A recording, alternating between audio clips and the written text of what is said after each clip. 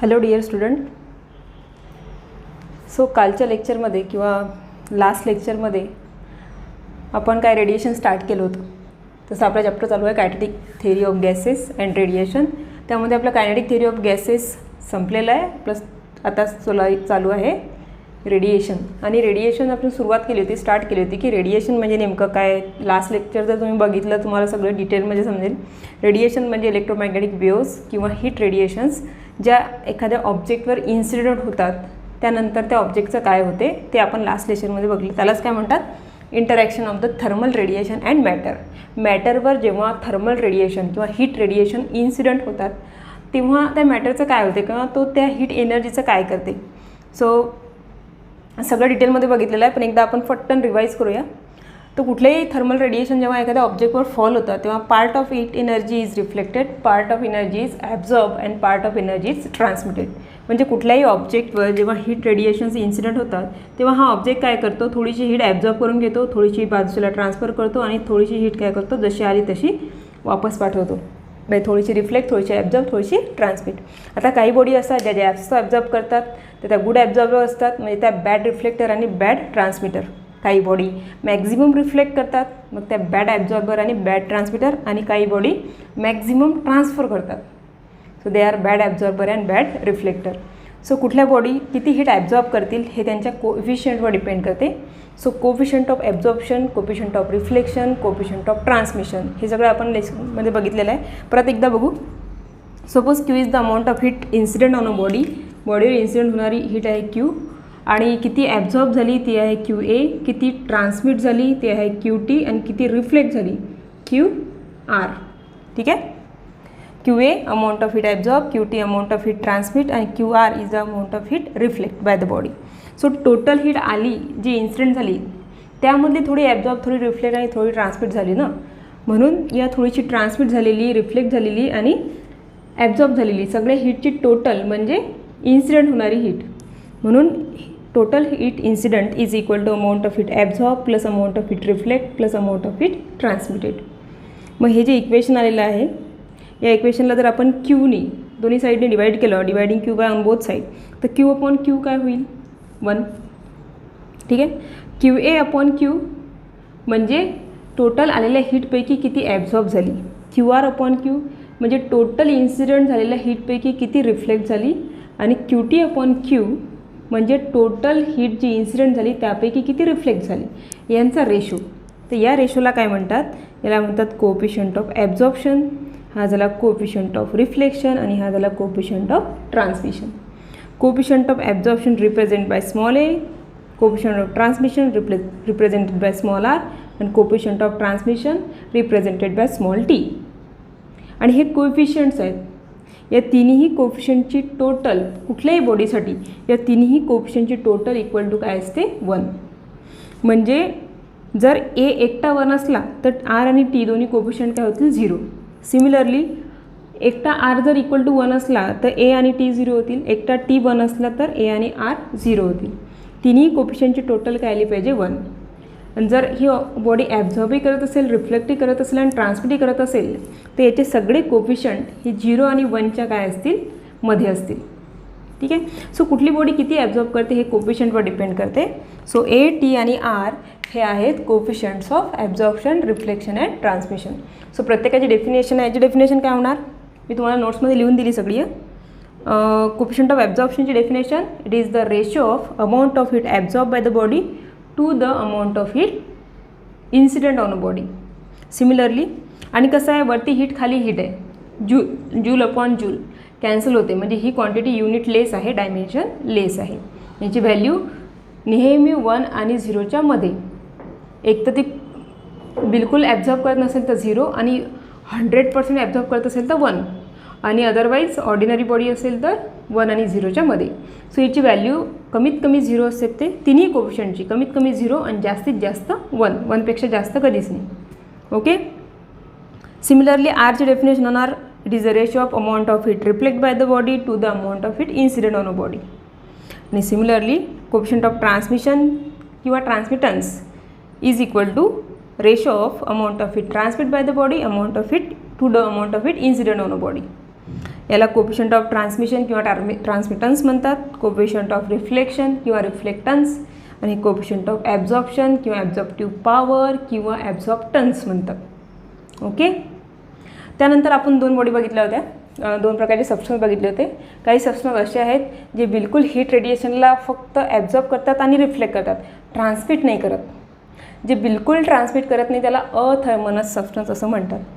त्याच्या उलटं जे मॅक्झिमम हीट ट्रान्समिट करतात, ॲब्झॉर्बही कमी करतात, रिफ्लेक्टही कमी करतात, बिलकुल करत नाही असं नाही आहे, कमी ॲब्झॉर्ब करतात, कमी रिफ्लेक्ट करतात आणि मॅक्झिमम हीट काय करतात, ट्रान्समिट, त्याला म्हणतात डायथर्मनस सबस्टन्स.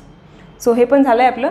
डायथर्मस सबस्टन्स म्हणजे त्याचं कोफिशियंट ऑफ ट्रान्समिशन कधीच 0 नसतो, म्हणजे तो एनी टाईम ट्रान्समिट करतोच, तो कधीच 0 नसतो असा substance. The substance through which heat radiation can pass are called diathermanous substance. For example glass, quartz, NaCl, hydrogen, oxygen, dry air etcetera.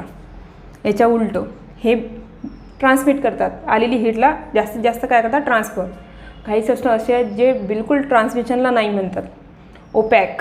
ठीक आहे, लार्जली ओपॅक टू ट्रान्समिशन, म्हणजे ते बिलकुल ट्रान्समिट करणार नाही, ते ॲब्झॉर्ब करतील, रिफ्लेक्ट करतील, पण ट्रान्समिट नाही करतील. त्या सबस्टन्सला म्हणतात अथर्मनस सबस्टन्सेस, म्हणजे ज्याचा कोफिशियंट ऑफ ट्रान्समिशन हा 0 असतो, म्हणजे बिलकुल ट्रान्समिट करणार नाही. मग A आणि R या दोघांची ॲडिशन काय असेल, 1. The definition, the substance which do not transmit heat radiation through it. त्यांच्यामधून ते कधीच हीट रेडिएशनला ट्रान्समिट करणार नाहीत, त्यालाच म्हणतात opaque to heat radiation. Opaque to radiation म्हणजे हीट रेडिएशनला हे ट्रान्समिट करणार नाही, त्यांना अथर्मनस म्हणतात. त्यांचे एक्झाम्पल आहे wood, water, iron, copper, moist air and benzene etcetera. तर एक्झाम्पल लक्षात ठेवा, डेफिनेशन लर्न करा. आता जाऊया आपण नेक्स्ट टॉपिककडे. तर आपल्याला बघायचं आता की कुठली बॉडी जी आहे जिची ॲब्झॉर्प्टिव्ह पॉवर 100% आहे, किंवा कुठली बॉडी आहे 100% ॲब्झॉर्ब करेल. तुम्हाला सांगितलं आहे मी की जे गुड ॲब्झॉर्बर असेल ते बॅड रिफ्लेक्टर आणि ट्रान्समिटर. तर आता आपल्याला बघायची आहे की गुड ॲब्झॉर्बर म्हणजे जी मॅक्झिमम हीट ॲब्झॉर्ब करेल. मॅक्झिमम हीट ॲब्झॉर्ब कोणती बॉडी करेल, कुठली बॉडी हीटला ॲब्झॉर्ब करते, कुठला कलर हीटला ॲब्झॉर्ब करते तुम्हाला माहिती आहे का. उन्हाळ्यामध्ये बाहेर निघालो की आपले पॅरेंट्स म्हणतात की ब्लॅक कलरचं शर्ट घालू नको, ब्लॅक कलरचं टी-शर्ट घालू नको, ब्लॅक कलरचा टॉप नको घालू, वेगळा कलर का, व्हाईट घाल, व्हाईट घाला म्हणतात. किंवा कॉटनचे कपडे आपण घालतो आहे ना. जर तुम्हाला जर आठवत असेल किंवा मूवीजमध्ये तुम्ही बघाल तर आपले जे पूर्वज असतात, जनरली मॅक्झिमम सगळ्यांचा जो व्यवसाय तो शेती असायचा, आणि शेती म्हटलं की दिवसभर उन्हामध्ये उभं राहायचं. तर ते कधी काळे कपडे घालून दिसले का तुम्हाला, ब्लॅक कलरचं धोती, ब्लॅक कलरचं बंडी वगैरे, ब्लॅक कलरचं वरती फेटा, नाही. कुठला कलर दिसला आहे तुम्हाला, व्हाईट कलर. मॅक्झिमम शेतकरी किंवा ज्यांना उन्हात काम करायचं आहे ते सगळे वर्कर, तसे वर्कर नसले तरी मॅक्झिमम लोक व्हाईट कपडे वापरायचे, कॉटनचे वापरायचे. व्हाईटच का, कारण white is good reflector. White colour good reflector आहे तो हीटला, कारण की शेतात काम करायचं म्हटल्यानंतर सगळं ऊन डायरेक्ट अंगावर येणार, तो बॉडीला त्रास होणार, म्हणजे ऊन लागेल, तर ते झालं नाही पाहिजे म्हणून आलेलं ऊन वापस गेलं पाहिजे, ऊन वापस गेलं पाहिजे, ऊन लागलं नाही पाहिजे म्हणून ते काय घालायचे, व्हाईट धोती, व्हाईट कुर्ता आणि व्हाईट त्यांच्या डोक्यावर एक तर टोपी राहायची किंवा मग दुपटं राहायचं, किंवा मग काय असते एक खूप मोठं, जुन्या काळात तुम्ही मूवीजमध्ये किंवा शिवाजी महाराजांच्या मूवीज वगैरेमध्ये पाहिलं असेल, फेटे राहायचे, फेटे ते कलरफुलही असायचे, पण शक्यतोवर जे उन्हात काम करायचे ना त्यांचे फेटे व्हाईट. व्हाईट का, कारण की white colour is a good reflector, तो हीटला वापस पाठवून देते, मग ऊन नाही लागणार. याच्या उलटं, व्हाईटच्या उलटं ब्लॅक. ब्लॅक कलर काय करते, किंवा फक्त ब्लॅक नाही आहे असं जनरली असं समजतात सगळे, किंवा परफेक्टली ब्लॅक बॉडी म्हणजे ही ब्लॅक कलरचीच बॉडी असली पाहिजे, किंवा ब्लॅक कलर हाच गुड ॲब्झॉर्बर आहे असं नाही आहे. कुठले डार्क कलर जो असतो तो काय करतो, ॲब्झॉर्ब जास्त करतो. सो लाईट कलरचे कपडे उन्हाळ्यात घालतात किंवा शक्यतो व्हाईट घालतात. सो ब्लॅक कलर काय करेल, व्हाईटच्या एक्झॅक्टली अपोजिट, तो मॅक्झिमम आलेली हीट काय करेल, ॲब्झॉर्ब. सगळी हीट ॲब्झॉर्ब करेल. ऑब्वियसली उन्हात गेल्यानंतर आपल्याला ऊन लागेल, तब्येत खराब होईल. सो आपले पॅरेंट्स म्हणतात की स्कार्फ असेल, रुमाल असेल किंवा शर्ट कपडे असतील तर ब्लॅक नको घालू बा, चेंज कर. ठीक आहे. सो याच्यावरून तुमच्या लक्षात आलं असेल की ब्लॅक कलर जो आहे तो काय करते, जास्तीत जास्त हीट रेडिएशन ॲब्झॉर्ब करते, म्हणजे त्याचं कोफिशियंट ऑफ ॲब्झॉर्प्शन जास्त असतो, म्हणजे कोफिशियंट ऑफ रिफ्लेक्शन आणि ट्रान्समिशन कमी असेल. ठीक आहे. सो आता बघायचं आपल्याला अशी बॉडी, ठीक आहे, ब्लॅक कलर तर ॲब्झॉर्ब जास्त करते, पण जर ती पूर्णच्या पूर्ण हीट ॲब्झॉर्ब करेल तर 100% हीट तिने जर ॲब्झॉर्ब केली तर म्हणजे ती 0 ट्रान्समिट आणि 0 रिफ्लेक्ट करणार. सो 100% हीट ॲब्झॉर्ब करणारी बॉडी म्हणजे कुठली बॉडी? ऑर्डिनरी बॉडी जी थोडीफार ॲब्झॉर्ब म्हणजे जास्त ॲब्झॉर्ब करते तिला ब्लॅक बॉडी म्हणतो आपण. पण ती जर पूर्णच्या पूर्ण हीट ॲब्झॉर्ब करत असेल तर 100% हीट ॲब्झॉर्ब करत असेल तर तिचा कोएफिशियंट ऑफ ॲब्झॉर्प्शन हा एकटाच इक्वल टू 1 असेल तर अशा बॉडीला म्हणतो आपण परफेक्टली ब्लॅक बॉडी. सो तेच आपला नेक्स्ट टॉपिक आहे, परफेक्टली ब्लॅक बॉडी. सो बघूया परफेक्टली ब्लॅक बॉडी काय असते.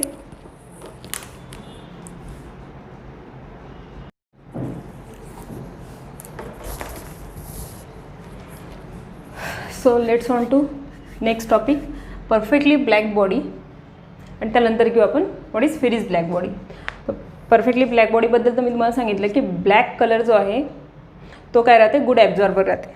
आणि हेही सांगितलं ब्लॅक कलर म्हणजे फक्त ब्लॅकच कलर ॲब्झॉर्ब करते असं नाही आहे. कुठलाही डार्क कलर जो आहे तो काय करते, ते गुड ॲब्झॉर्बर असते, म्हणजे ते कमी ट्रान्समिट करणार आणि कमी रिफ्लेक्ट करणार.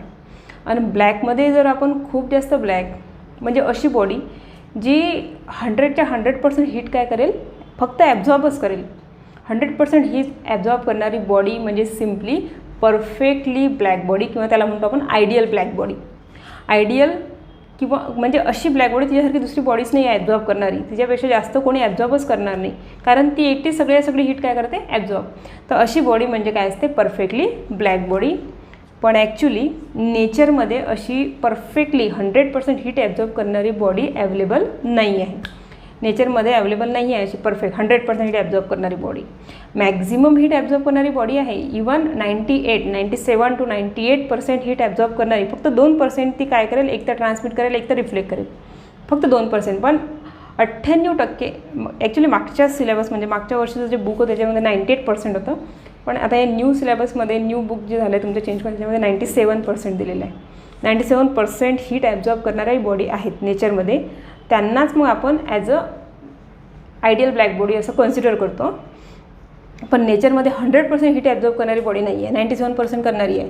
पण आता परफेक्टली ब्लॅक बॉडी आहे म्हणजे ते 100% हीट ॲब्झॉर्ब करणार. तर कोएफिशियंट ऑफ ॲब्झॉर्प्शन काय येणार, small a, amount of heat absorb by the body to the total amount of heat incident on a body. आता 100% इन्सिडेंट झाली आणि 100च्या 100 ॲब्झॉर्ब झाली.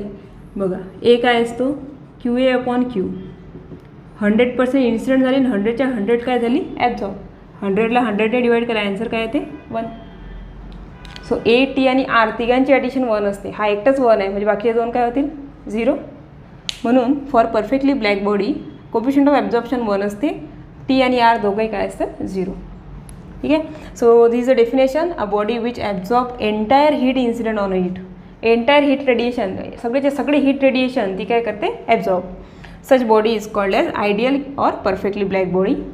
For perfectly black body coefficient of absorption is 1, that is coefficient of transmission and coefficient of reflection are equal to 0. But there is no ideal black body available in the nature. नेचरमध्ये काही 100% heat absorb करणारी body नाही आहे. पण maximum heat absorb करणारी म्हणजे near to 100 म्हणजे 97% absorb करणाऱ्या body आहेत. आणि त्यांचं एक्झाम्पल तुम्हाला लक्षात ठेवायचं आहे मुलांनो, लॅम्प ब्लॅक आणि प्लॅटिनियम ब्लॅक. लॅम्प ब्लॅक आणि प्लॅटिनियम ब्लॅक हे दोन्ही सबस्टन्स काय करतात, 97% हीट ॲब्झॉर्ब करतात. सो जर आपल्याला natural body perfectly black body as a use करायचं असेल तर आपण या दोघांचा यूज करू शकतो. म्हणजे lamp black, platinum black, platinum जळल्यानंतर जे ब्लॅक कलर उरेल, किंवा मग लॅम्प ब्लॅक म्हणजे काजळ जे आहे, डार्क ब्लॅक कलरचं काजळ असते, ते जे आहेत ते काय करतात, मॅक्झिमम हीट रेडिएशन्स काय करतात, ॲब्झॉर्ब. 97% हीट ॲब्झॉर्ब करतात. पण 100% हीट ॲब्झॉर्ब करणारी बॉडी नाही आहे. ठीक आहे. तर हे आहे परफेक्टली ब्लॅक बॉडी. तर आता नेचरमध्ये तर 100% हीट ॲब्झॉर्ब करणारी बॉडी नाही आहे.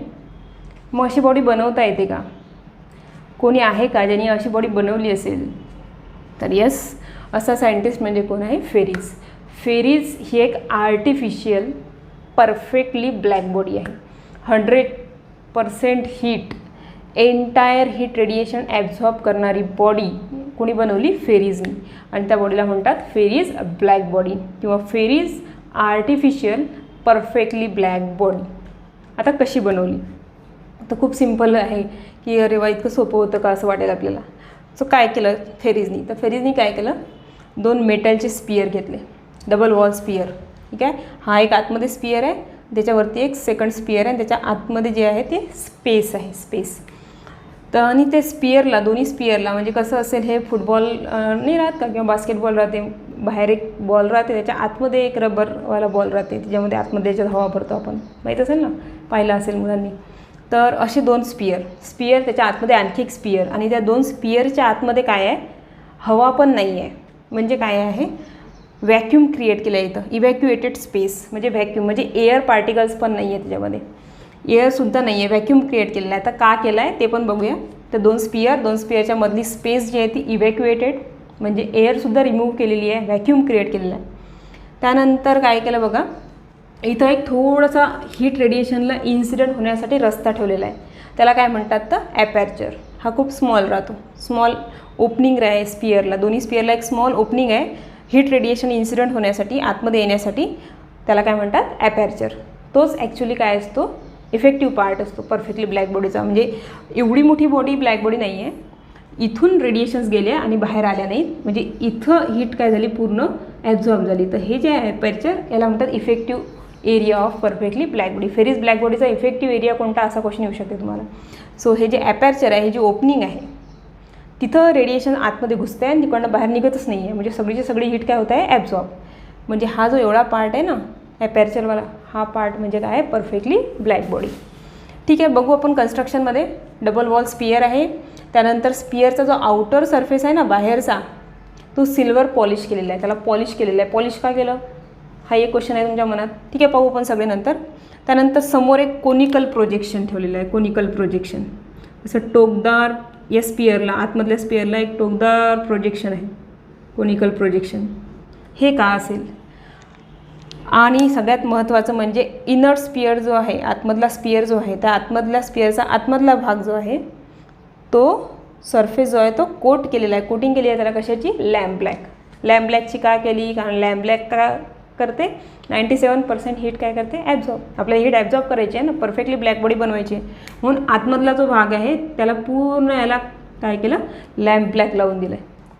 ओके, आता बघूया की इव्हॅक्युएटेड स्पेस का बरं. कारण की आपल्याला जे आतमध्ये हीट एंटर करणार आहे ना, हीट रेडिएशन, ते ॲब्झॉर्ब करायचे आहेत, ते कशा प्रकारे बाहेर गेलेच नाही पाहिजे, कशाच प्रकारे बाहेर गेले नाही पाहिजे. इथं जर एअर पार्टिकल्स असते तर काय झालं असतं, एअर पार्टिकल इथले या स्पियरच्या जवळचे एअर पार्टिकल गरम झाले असते, ते पुढे गेले असते आणि बाजूच्या जवळ आले असते, असं करत करत हीट कन्व्हेक्शनच्या फॉर्ममध्ये काय झाली असती, लॉस झाली असती. आपली हीट 100% काय करायची ॲब्झॉर्ब. तर हीट लॉस होऊ नये म्हणून इथली हवा पण काढून टाकलेली आहे, म्हणजे तिथं काय क्रिएट केलेलं आहे, व्हॅक्यूम. त्याच्यानंतर बाहेरचं सरफेस पॉलिश का केलं आहे, पॉलिश का केलं आहे, कारण की पॉलिश सरफेसमुळे काय येणार, जर हे हीट सोडून दुसरी एखादी हीट जर याच्यावर एंटर करायचा प्रयत्न केला तर हे मेटल स्पियर आहेत ते गरम होतील, कंडक्शन होणार, त्याच्यानंतर मॉलिक्युल्स आहेत ते कन्व्हे करणार. सो बाहेरच्या हीटचा आतमध्ये काही इंटरफिअर झालं नाही पाहिजे, ती बाहेरच गेली पाहिजे, म्हणून बाहेरचा सरफेस काय केलेला आहे, पॉलिश केलेला आहे. ठीक आहे, त्यामुळे बाहेरचा सरफेस पॉलिश केला आहे. सो बाहेरून काही रेडिएशन होणार नाही, त्यानंतर इथं कन्व्हेक्शन होणार नाही. आणि कोटिंग काय केली आहे लॅम्प ब्लॅकची, कारण की हीट काय होणार इथं प्रत्येक वेळेस ॲट ए टाईम, जेव्हा जेव्हा या लॅम्प ब्लॅकवर हीट रेडिएशन इन्सिडेंट होणार तेव्हा त्या असलेल्या हीटपैकी 97% काय होणार, हीट ॲब्झॉर्ब. सो बघा आता स्मॉल ॲपॅर्चर आहे जिथून हीट फक्त काय होणार आहे, इन्सिडेंट. सो इकडनं हीट इन्सिडेंट झाल्याबरोबर ती कशावर, याच्या एक्झॅक्ट समोर डायमेट्रिकली अपोजिट, डायमीटर याच्या एक्झॅक्टली समोर काय केलं आहे, टोकदार ट्रायंग्युलर प्रोजेक्शन केलेलं आहे. हे कशासाठी केलं बा, कारण हे बघा असं स्पियर जर सिम्पल असा असता, याला थोडीशी ओपनिंग असते, तर हीट रेडिएशन आले असते, इन्सिडेंट झाले असते, इथूनच सरळ वापस गेले असते, है ना, रिफ्लेक्शन झालं असतं. तर असं झालं नाही पाहिजे म्हणून इथं काय केलं, असं टोकदार प्रोजेक्शन केलं आहे. त्यामुळे या टोकदार प्रोजेक्शन ते पण असं तिरपं केलं आहे थोडंसं. त्यामुळे याच्यावर जर हीट इन्सिडेंट झाली तर हीट रेडिएशन जे इन्सिडेंट झाले, तर हा आहे सरफेस, ही आहे नॉर्मलच्या जेवढ्या अँगलने हीट इन्सिडेंट होते तेवढ्याच अँगलने ते काय होऊन जाते, रिफ्लेक्ट. त्यामुळे या साईडनं रेडिएशन येणार आणि या साईडला रिफ्लेक्ट होणार, आणि या साईडला काय केलेलं आहे आपण, लॅम्प ब्लॅकची कोटिंग. तर हे हीट रेडिएशन आल्याबरोबर इथं जे लॅम्प ब्लॅक आहे तिच्यामध्ये 97% काय होणार, ॲब्झॉर्ब. सो टोटल हीटपैकी राहिलं फक्त 3%. ते 3% पण काय होणार, इकडून इकडे रिफ्लेक्ट झाल्यानंतर परत इथं इन्सिडेंट होणार. म्हणजे 3% राहिलेला आहे ना, त्या 3मधलं 97% काय होऊन जाणार ॲब्सॉर्ब. सो खूप थोडीशी हीट राहणार. ती हीट इथं परत जर आपण परपेंडिक्युलर काढला तर इथून परत इन्सिडेंट होणार आणि रिफ्लेक्ट होणार, इथं जाणार. थोडीफार जी उरलेली आहे ना त्यापैकी 97% म्हणजे मॅक्झिमम हीट या पॉईंटला ॲब्झॉर्ब होणार. आता नियरली इक्वल टू 0 हीट आहे, पण जी काही थोडीफार राहिली असेल ती परत रिफ्लेक्ट होऊन इथं जाणार, इथं ॲब्झॉर्ब होणार. असं करत 2 आणि 3 आणि जास्तीत जास्त 4 रिफ्लेक्शनमध्ये तुमची सगळीच्या सगळी हीट या लॅम्प ब्लॅकमध्ये काय होणार ॲब्झॉर्ब. म्हणजे 100च्या 100% हीट काय झाली ॲब्झॉर्ब झाली. तर ही जी बॉडी आहे अशा बॉडीला म्हणतात फेरीज ब्लॅक बॉडी किंवा artificial man-made perfectly black body. कारण या बॉडीने काय केलेलं आहे, आलेली सगळीच्या सगळी हीट ॲब्झॉर्ब केलेली आहे. तर मल्टिपल टाईम रिफ्लेक्शन झाल्यामुळे प्रत्येक वेळेस इन्सिडेंट झालेल्या हीटपैकी 97%, प्रत्येक वेळेस इन्सिडेंट झाल्यापैकी 97% अशी हीट ॲब्झॉर्ब होत जाणार. बघा इथं 100पैकी 97 गेले, फक्त 3% राहिली आहे. त्या 3 समजा आपण असं घेऊ, समजा एवढी % हीट राहिलेली आहे उरलेली, यापैकी 97% एवढी हीट काय होणार, फक्त एवढीशी हीट उरेल, एवढी हीट इथं ॲब्झॉर्ब होणार. मग ही जी एवढीशी हीट राहिलेली आहे ना, एवढा पार्ट, या पार्टपैकी एवढा जो पार्ट आहे हा एवढा पार्ट इथं ॲब्झॉर्ब होणार. म्हणजे हा एवढसा पार्ट राहिला, या एवढशा पार्टपैकी मॅक्झिमम हीट म्हणजे फक्त हा एवढसा पार्ट राहणार इथं. या पार्टपैकी मॅक्झिमम हीट म्हणजे हा एवढासा पार्ट राहणार इथं. असं करत करत करत करत पूर्णच्या पूर्ण हीट काय होऊन जाते ॲब्झॉर्ब. म्हणून या बॉडीला म्हणतात परफेक्टली ब्लॅक बॉडी, जी कोणी बनवलेली आहे फेरीजनी. सो परफेक्टली ब्लॅक बॉडीमध्ये सिम्पली तुम्हाला ही डायग्राम, याची व्यवस्थित नावं लिहायचे. त्यानंतर प्रत्येक कोनिकल प्रोजेक्शन कशासाठी आहे, लॅम्प ब्लॅक का कोट केला आहे आतमध्ये, त्यानंतर इव्हॅक्युएटेड स्पेस काय आहे, पॉलिश काय केलं आहे आउटर सरफेस, 2 स्पियर का आहेत, त्यानंतर ॲपॅर्चर काय असते, ह्याबद्दल सगळं लिहायची थेरी. आणि वर्किंग लिहायचं की heat radiation conical projection incident झाल्यानंतर रिफ्लेक्ट होतील आणि प्रत्येक रिफ्लेक्शनला 97% हीट ॲब्झॉर्ब होणार. असं 2-3 वेळा रिफ्लेक्शन झालं की 100च्या 100% हीट काय होणार बॉडीमध्ये ॲब्झॉर्ब. म्हणून या बॉडीला काय म्हणतात परफेक्टली ब्लॅक बॉडी. अशी थेरी लिहायची आहे, तर ती मी तुम्हाला नोट्समध्ये लिहून देते. ओके, समजलं असेल इथपर्यंत. सोपा पार्ट आहे हा आणि खूप इम्पॉर्टंट पार्ट आहे आणि खूप इंटरेस्टिंग पार्ट आहे. तर परफेक्टली ब्लॅक बॉडी या होल चॅप्टरचा एक इंटरेस्टिंग टॉपिक. ओके.